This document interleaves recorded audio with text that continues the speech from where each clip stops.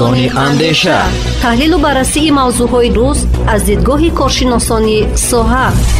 میزان اندیشه، برنامه تحلیلی در رادیوی فرهنگ با زیورشاهی اختمشاه.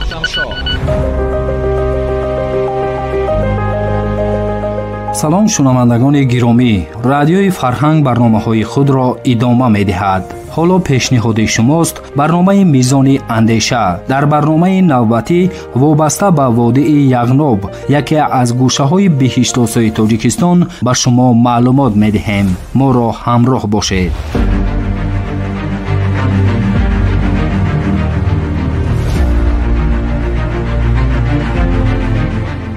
ҳафтаи сипарӣ гардида бо ташаббуси кумитаи ҳифзи муҳити зисти назди ҳукумати ҷумҳурии тоҷикистон дар доираи татбиқи барномаи давлатии маҷмӯи рушди тарбия ва маърифати экологии аҳолии ҷумҳурии тоҷикистон барои солҳои 2021-2025 ба мо ва чанде аз ҳамкасбонамон кормандони васоити ахбори оммаи мамлакат муяссар гардид ки ба водии яғноб сафар намуда бо олами набототу ҳайвоноти парки тиббию миллии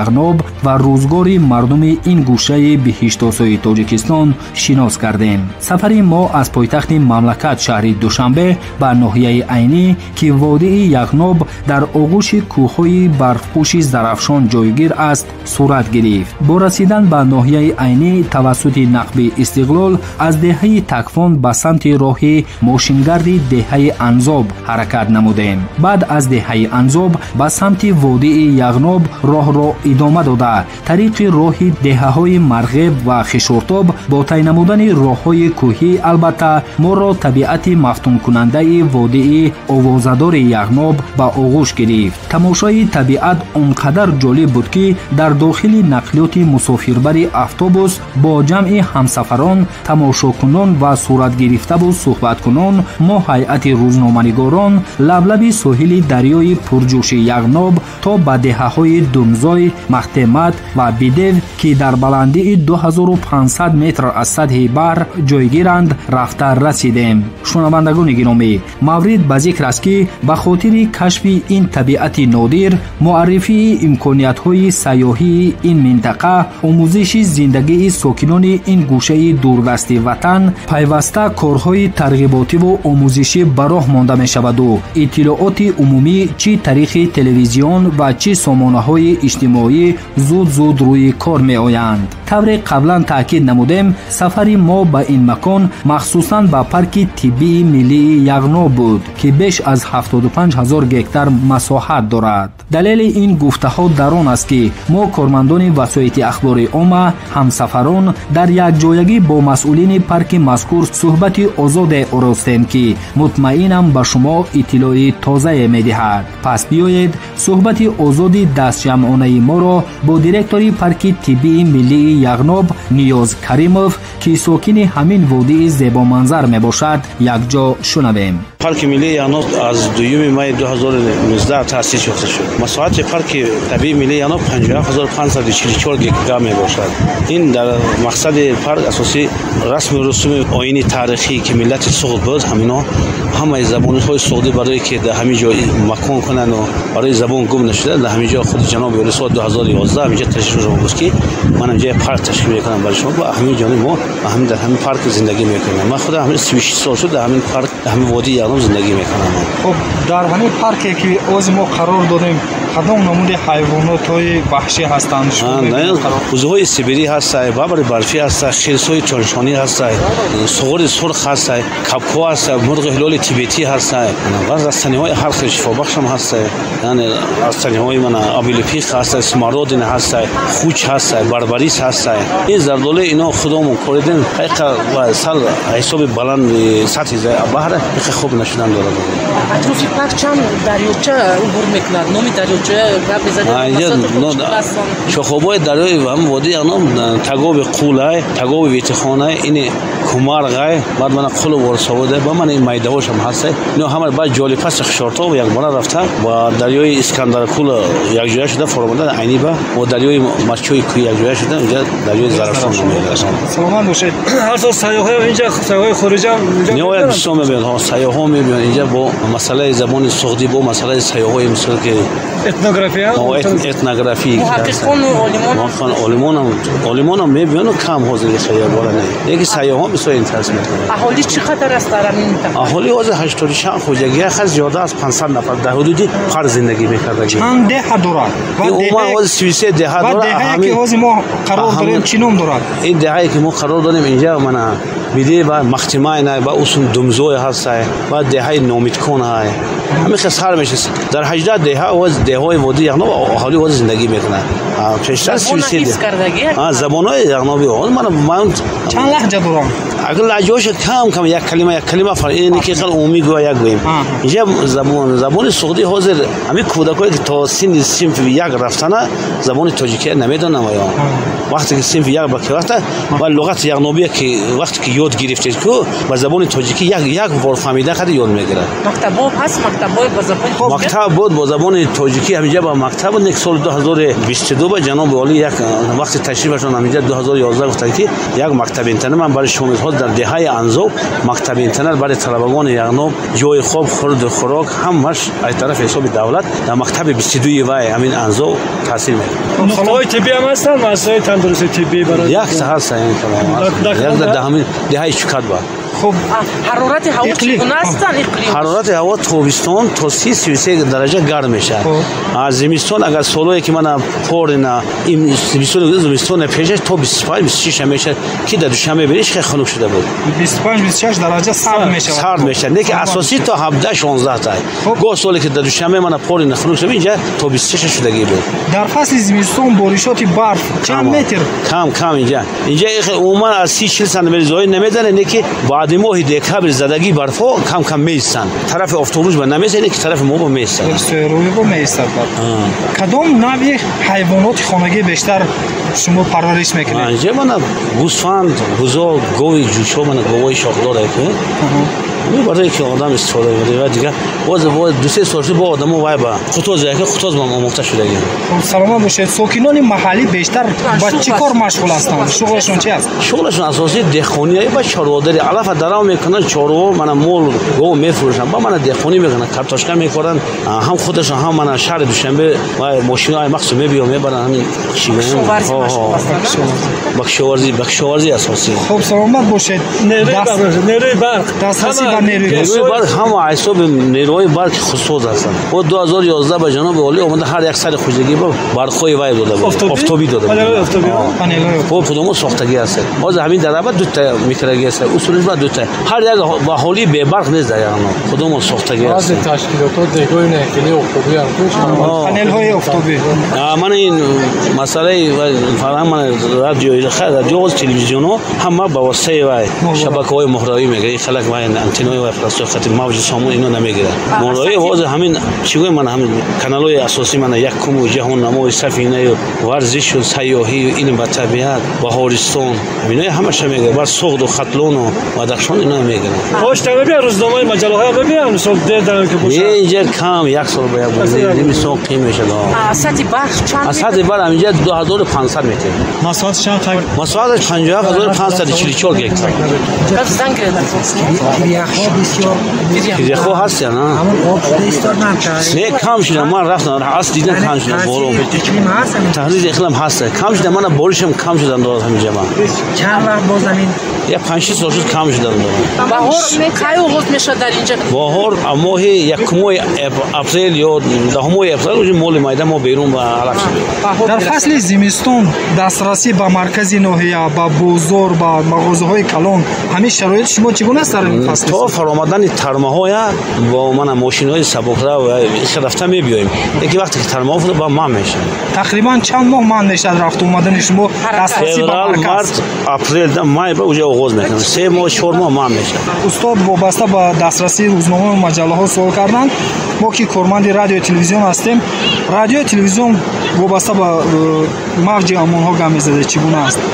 мавшои телевизионо не хубан мо ҳама муборави ҳастанд вай агар сал вай масалан ҷаҳоннамо сафина якум тоҷикистон шабакаи якум мисол сафина ҷаҳоннамо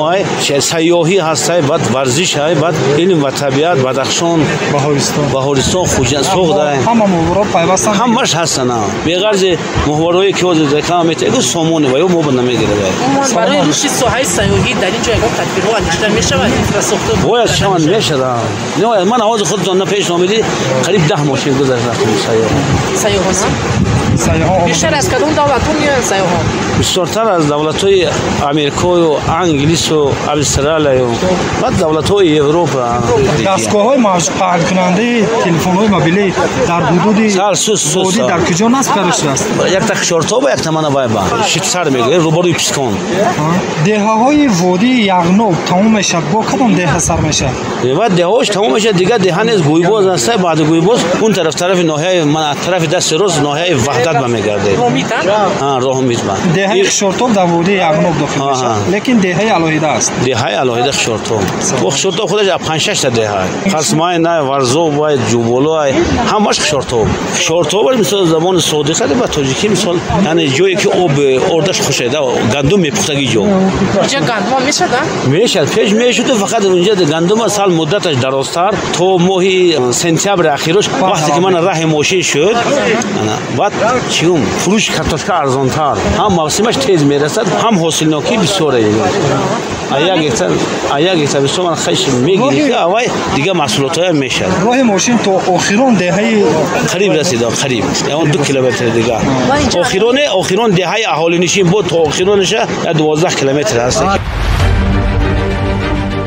шунавандагони азиз шумо суҳбати дастҷамъонаи моро бо директори парки тиббии миллии яғноб ниёз каримов шунидед. боиси тазаккур аст ки дар ин сафар гурӯҳи моро муовини директори муассисаи давлатии ҳудуди тиббии махсус муҳофизатшавандаи кумитаи ҳифзи муҳити зисти назди ҳукумати ҷумҳурии тоҷикистон наҷмиддин наҷмиддинов ҳамроҳӣ ва роҳбарадӣ менамуд ки вобаста ба табиати парки тиббии миллии яғноб дар суҳбат бо мо чунин гуфт. гиёҳҳои шуғулбахша ҷамъоварӣ мекунанд баъд хуҷагии ҷангал супурда мешавад низоми паркам мемалба ки мамнугоҳ мегӯем мамнугоҳ дура аз фаъолият хӯрдагӣ парк як низоми бахшат хос дорад ки вақте як шахс ворид ё сокини ҳамин минтақа барои эҳтиёҷоти хud барои истифодаи хона гардонидани эҳтиёҷоти оилаи худ метавонад ҳамин дилхоҳ гиёҳ дилхоҳ мавода истифода барад ина шумо имрӯз ташриф овардем метавонед ҳамон гиёҳе ки чинден авай мисол бачини хона бурдан бачини як чӯи кардани худона 5-6 дил мечине мебарем ин ягон таъсири чӣ ҳам надорад ба табиат хеле ки ҷамъоварӣ зиёд точакилона ба истилоҳи русӣ мегӯянд массовӣ ин албатта ки ман аст барои ҳамин рушди ҳамин соҳаи набототу ҳайвоноти ҳамин мамнуъҳо ягон тадбирҳо андешта мешавад ози ҳамин барномаи ландшафте ки дина дар ҳамон нишасти матбуотӣ кумита фарёз мекунад 2040 не ки мамлакати сабз ва кишвари сабз ва тамоми барномаи давлатӣ тамоми соҳаҳо ва дигар вазорати идораро чӣ мегиранд мо ҳам ки бетараф наместем дар ҳамин сами хунона мегузорем дар парк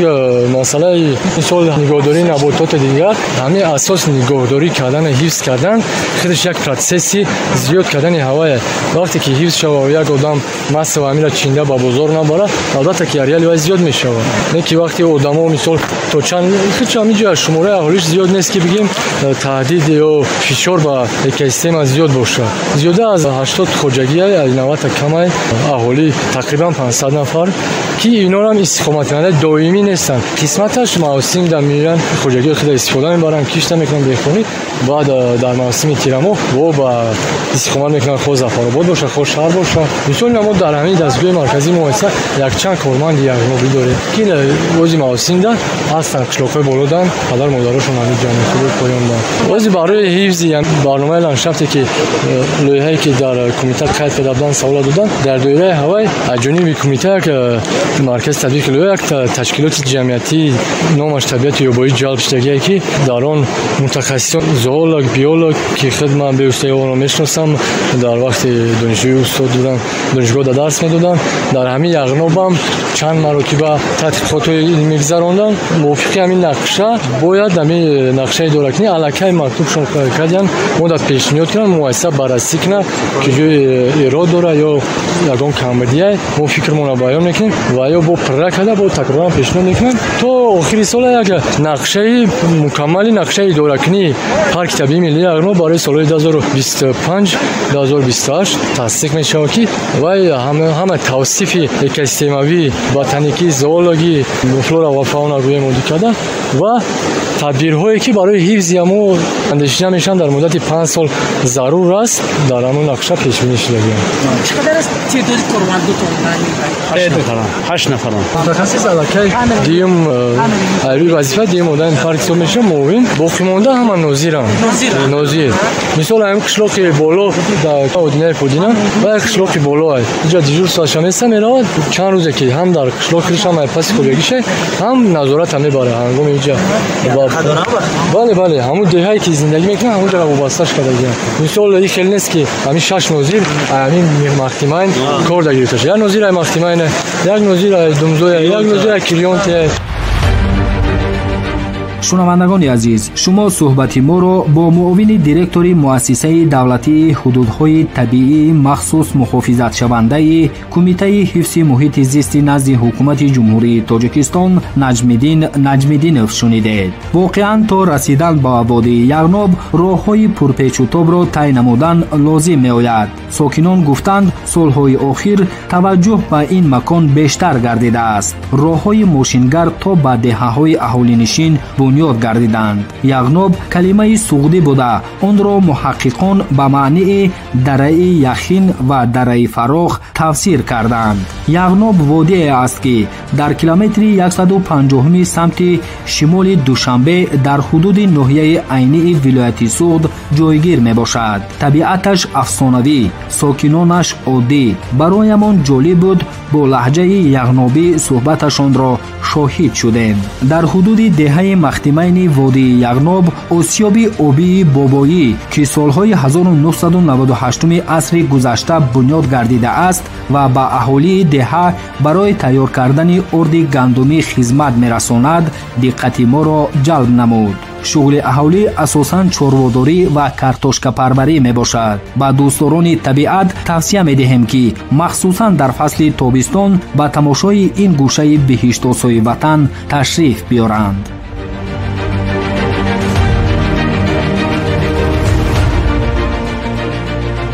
شنوندگان گرامی، اینجا برنامه میزان اندیشه از رادیوی فرهنگ به انجام میرسد. مؤلف و صحبت را در برنامه با شما بودم من زیورشاهی اکتمشاه. برنامه های دیگری رادیوی فرهنگ ادامه دارد. با ما باشید.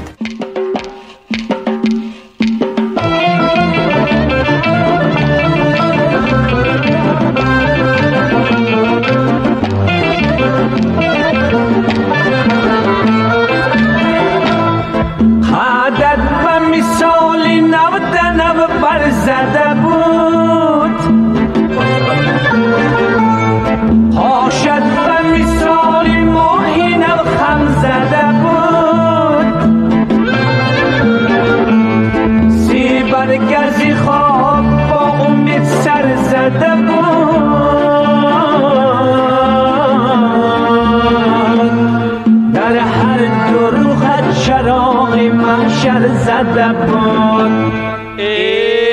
یغناب آب شیرین کوهاش جام سیمین دلداری نازنینت در روش ماه و پروین دلداری نازنینت در روش ماه و پروین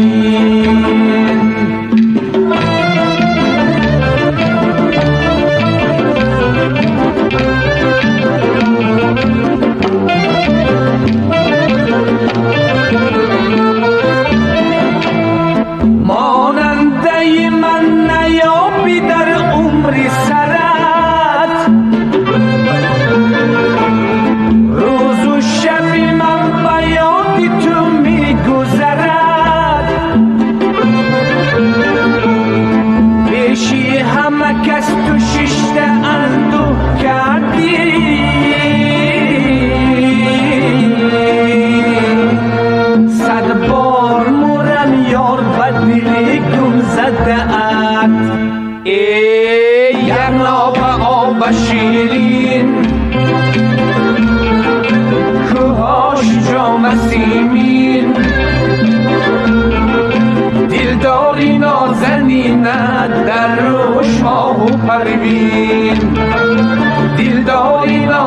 نازنینت در روش ماه و پروین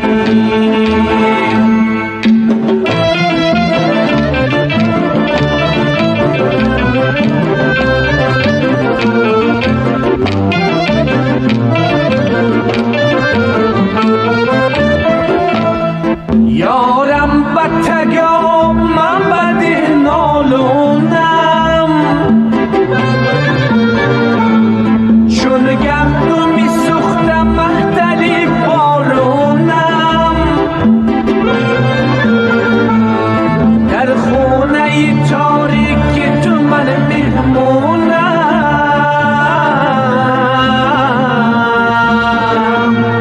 یار گفتم برآمدی با چشمات جونم یک ناب آب شیرین کوهاش جام سیمین دلداری نازنینت در روش ماه و پروین دلداری نازنینت در روش ماه و پروین دلداری نازنینت در روش ماه و پروین